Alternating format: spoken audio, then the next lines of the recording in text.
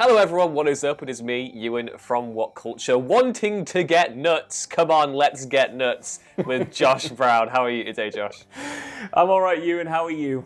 I'm good, and I don't know if you could tell by the intro, but there's some really cool Michael Keaton related Batman news that we're going to dive into today. Yes, there certainly is, because, right, I don't want to alarm anyone, but it looks like Michael Keaton might be coming back as Batman. He's coming back as Batman after 30 years, retired from the role. He last showed up in Batman Returns, and he's coming back apparently to star alongside Ezra Miller in the upcoming Flash movie, because the idea essentially is that they're going to use the Flash as a way to introduce the idea of the multiverse, so we're going to have a lot of different versions of the superheroes we already know. It's going to explain why Robert Pattinson's Batman universe can coexist alongside the remnants of the DCEU, why we can have two Jokers, why we can have a bunch of different Batmen potentially in the same film. So yeah, apparently this is according to The Verge. This was an exclusive that they reported on last night. Apparently it's still very early on in talks and it's not a sure thing, but it seems as though that Michael Keaton's Batman and Michael Keaton's Bruce Wayne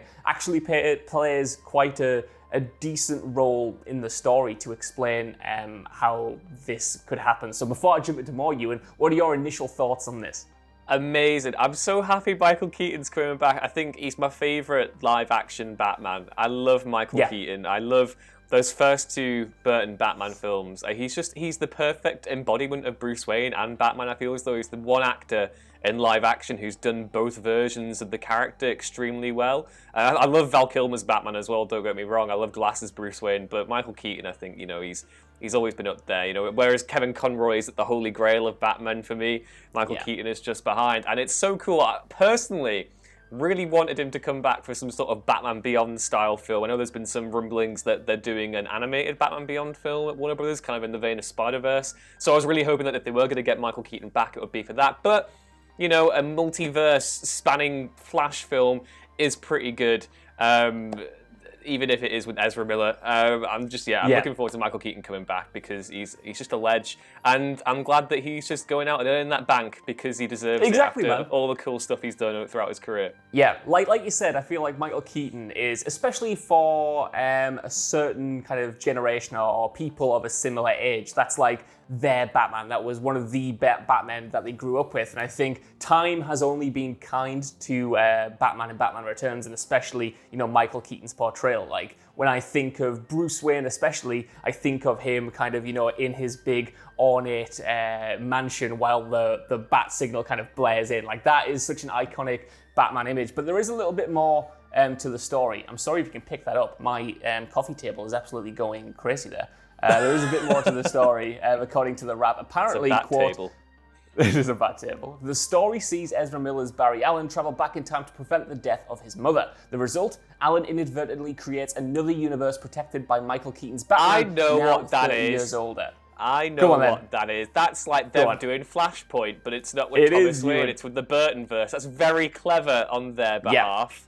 Damn. Well, I don't know much about this. I'm not going to pretend to. You know much more than me. But this was also the rumor a few years ago, back when The Flash had a bunch of different directors and different writers. The idea was that they were going to do a version of Flashpoint and kind of use this movie as a leaping off point for kind of shattering the DCEU and introducing a bunch of new incarnations on the superheroes. I think back before it was officially confirmed that Ben Affleck was leaving the role of Batman, rumors were swirling that this was going to be the movie that would explain why he was kind of leaving the cape and cowl. So I don't know how they're going to do it. Again, I'm not really familiar with the source material or how much it would have to change, but it seems like it's going to be a major event.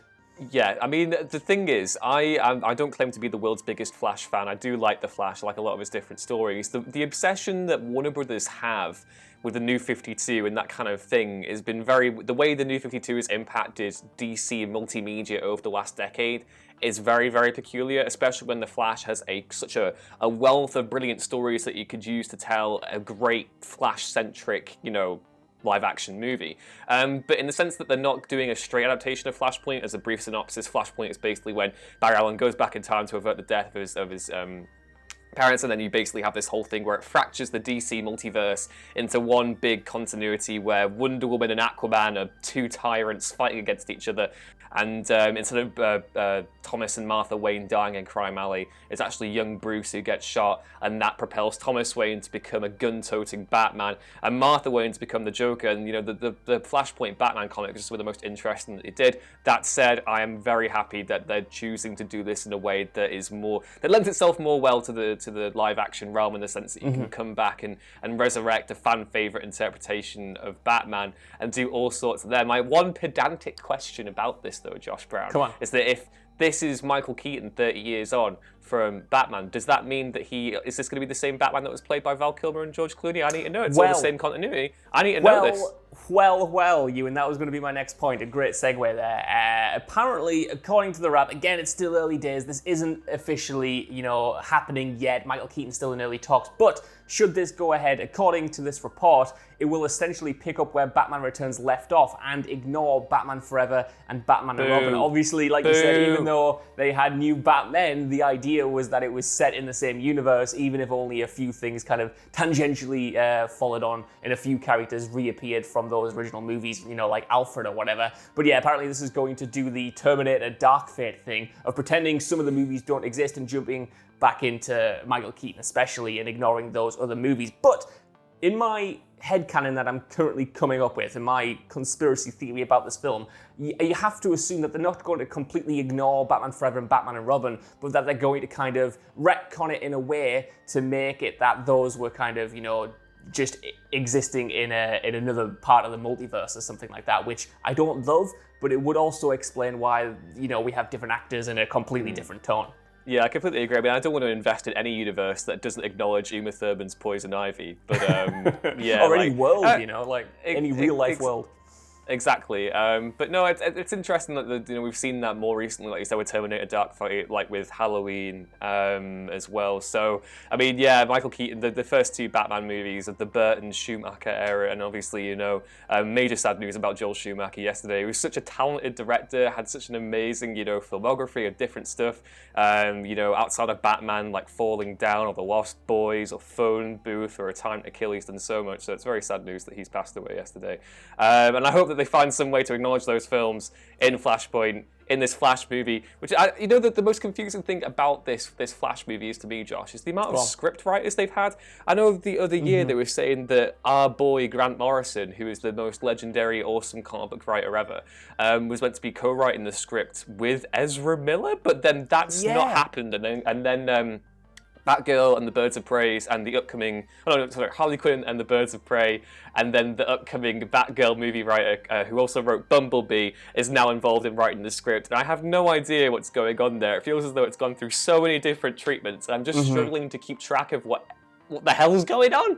Yeah, well, it makes you wonder, how there's been so many different writers, there's been so many different directors. I think it's Andy Muschietti who's currently signed on to direct, who was in charge of the past It movies, which I really enjoyed, and I think they had blockbuster sensibilities, so I think that's quite a good pick. But you are right in that there have clearly been a bunch of different iterations of this movie, going through back to when Ben Affleck was Batman and how it was going to address that, and now it's going to address something completely different. And it makes me kind of wonder just how grand the scope is and how much of a role Michael Keaton's Batman will play in it, because if Michael Keaton doesn't sign on, what happens to the script? Because it sounds like here, for at least a chunk of it, he's an integral part. Will they try to cast someone of a similar vein? Will they go back and maybe, court George Clooney to come back as Batman? It might happen, you know what I mean? I think, completely just disregarding the entire legitimacy of this news right now, I'm going to talk about how great it would be if George Clooney came back as Batman. Do it. Because I feel he's always had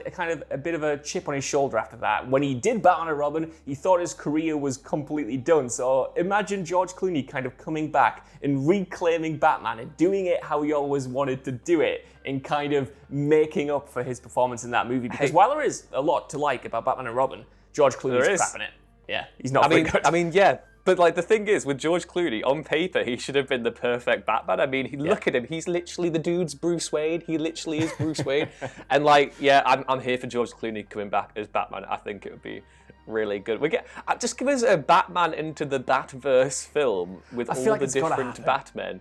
Yeah, it's got to happen at some point. Yeah, because so many... I think I've come to the realization here, Josh Brown, that there is no person who has played Batman that I've been like, oh, I didn't like them as Batman. Apart from, some of the writing with Ben Affleck's character and all that, I think all of them, at a core, have been good Batmen.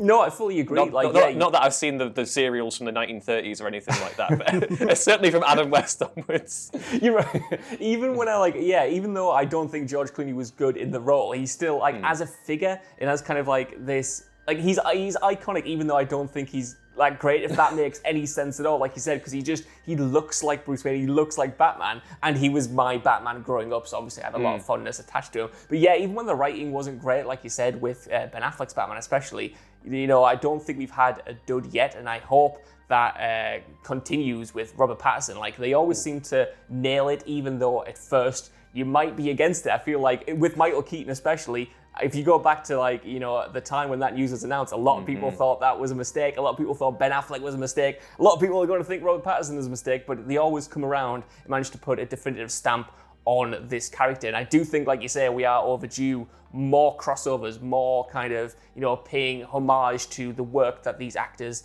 have done in this role, no matter whether the films were well received or not, because they have made such an impression, even if they were only in the role for a single movie. Exactly, but yeah, I want to know what you all think of this Michael Keaton Flash-related news down in the comments below. And also let us know your favourite Joel Schumacher film, because he had a really, really cool filmography, and I think he's kind of criminally underappreciated in his time. But yeah, once you've done that, please be sure to like, share, and subscribe, and head back on over to whatculture.com for more news, lists, and articles like this every single day. You can follow me on Twitter, gushing about the brilliance of Val Kilmer's Batman at Ewan Ruins Things, and you can follow Josh Brown and his shrine to George Clooney at Josh Brune with 2 O's. And we'll see you next time. Bye. Bye.